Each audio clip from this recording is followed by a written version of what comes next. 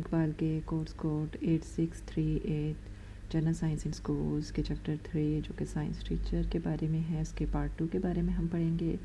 जिसमें हम problem solving process और एक्शन रिसर्च के बारे में देख करेंगे। First of all problem solving when ever, जब आपको रिसर्च के अंदर कोई प्रॉब्लम दी जाती है, mostly it is related to situation in और out of the classroom setting,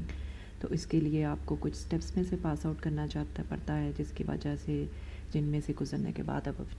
उस प्रॉब्लम को, स्पेसिफिक प्रॉब्लम को सॉल्व कर सकते हो। ये प्रॉब्लम सॉल्व करने के लिए आप कोलैबोरेटिव यानी दूसरों की हेल्प भी ले सकते हो और इंडिविजुअली भी वर्कआउट कर सकते हो। फर्स्ट ऑफ ऑल आपको प्रॉब्लम को आइडेंटिफाई करना पड़ता है जो किसी स्पेसिफिक एरिया के अंदर एग्जिस्ट कर रही है। पॉसिबल सॉल्यूशंस, आप अपने माइंड में कुछ सॉल्यूशन सोचते हो कि हम इन प्रॉब्लम्स को कैसे सॉल्व कर सकते हैं, देन आप उनको इवेलुएट कर सकते हो। एक्शन रिस्क प्लान यानी एक प्रॉपर प्लान बनाते हो कि किस तरह से हम इन सॉल्यूशंस को इम्प्लीमेंट करते हुए प्रॉब्लम को सॉल्व कर सकते हैं। इम्प्लीमेंटेशन आ जाती है और एट द एंड जो भी आपके पास रिजल्ट्स हैं उन्हें आप चेक करते हो कि either they are in the form of positive results हैं या नेगेटिव हैं, इनके बारे में आप इंफॉर्मेशन हासिल करोगे। Teacher as a classroom based researcher, जब एक टीचर क्लासरूम के अंदर टीचिंग कर रहा होता है तो वो भी एक रिसर्च ही कर रहा होता है, क्योंकि वो स्टूडेंट्स को चेक करता है, स्टूडेंट्स को देखता है, उनकी डिफरेंट प्रॉब्लम्स को सॉल्व करता है। मेन पर्पस जो एक्शन रिसर्च में है यही है कि इसमें आप कैसे प्रैक्टिकल इम्प्लीमेंटेशंस को यूज़ करते हुए यानी साइंटिफिक मेथड को, उन स्टेप्स को फॉलो करते हुए किसी प्रॉब्लम को सॉल्व करते हो। सॉल्व प्रैक्टिकल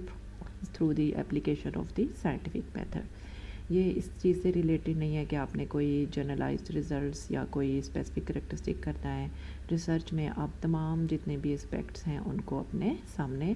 रख कर काम करते हो। प्राइमरी पर्पस रिसर्च का वही है कि जो आपके सामने प्रॉब्लम है आपने उसका रिजल्ट फाइंड करना है, यानी उसको कैसे आप सॉर्ट आउट कर सकते हो, और इस चीज़ पे जो टीचर है वो बहुत ज़्यादा इंपॉर्टेंट रोल प्ले कर रहा है। ठीक है, इसलिए necessary to involve the teachers in teacher training programmes, इसलिए डिफरेंट टीचर ट्रेनिंग प्रोग्राम्स आने चाहिए ताकि जो टीचर को हेल्प कर सके कि वो बेहतर रिजल्ट्स जो हैं किसी चीज़ के बारे में गेन कर सके। फर्स्ट थिंग जो सबसे पहले करनी पड़ती है दैट्स अबाउट के एस्पेक्ट्स ऑफ लेसन्स के कौन सी रिसर्च के बारे में जिसके बारे में करना चाह रहे हो। फॉर एग्जांपल एक इंग्लिश का लेसन है तो उसमें आप किस तरह से उन्हें सॉल्व कर सकते हो, हाउ आप ग्रामर को किस तरह से रिप्रेजेंट कर सकते हो, टेक्निक्स आपको वोकेबुलरी एक्सप्लेन करने में कैसे हेल्प कर रही हैं। आप फीडबैक ले सकते हो ताकि स्टूडेंट्स की परफॉर्मेंस को चेक कर सको, और आखिर में आप क्या चीज़ों को किस तरह से कंक्लूड करते हो। एक्शन रिसर्च जिस तरह इसमें दिखाया है कि डिफरेंट स्टूडेंट्स दिखा दिए गए हैं कि वो मिल के एक दूसरे के साथ काम कर रहे होते हैं, और एक्शन रिसर्च में साइंटिफिक मेथड को इम्प्लीमेंट किया जाता है। So action research can be as simple as testing as a new teaching method, यानी इसमें आप करिकुलम के बारे में, स्कूल मैनेजमेंट में और अदर काइंड्स ऑफ इश्यूज़ जो कि मल्टी डायमेंशनल तक मूव कर सकते हैं उन्हें भी अपने माइंड में रख सकते हो। According to a person Gay in a 1987, action researchers are mostly used to solve the classroom problems, यानी जब आपने क्लासरूम प्रॉब्लम्स को सॉल्व करना हो किसी स्पेसिफिक क्लासरूम के अंदर, या यूँ कह सकते हो कि क्लास स्कूल के अंदर,